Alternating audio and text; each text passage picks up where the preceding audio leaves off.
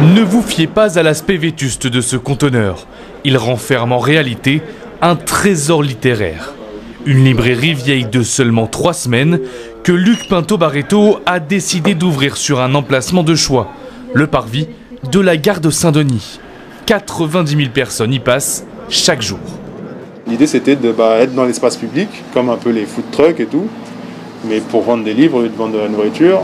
Et c'était aussi l'envie de participer un peu à la vie du quartier, être un peu un acteur du quartier sans être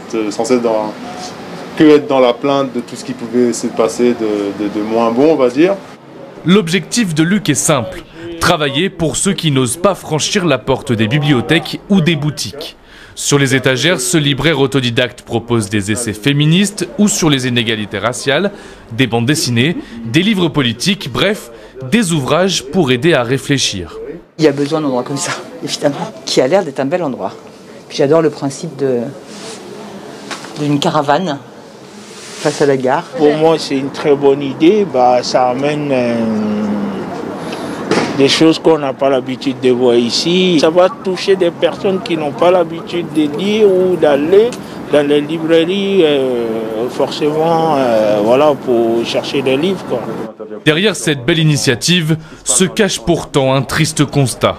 En Seine-Saint-Denis, on ne compte que 12 librairies pour 1,6 million d'habitants.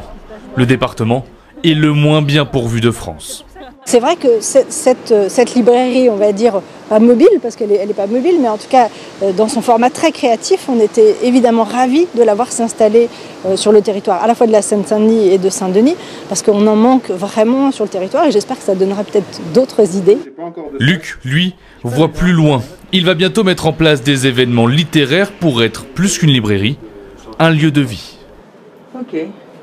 Puis de toute manière, c'est pas énorme.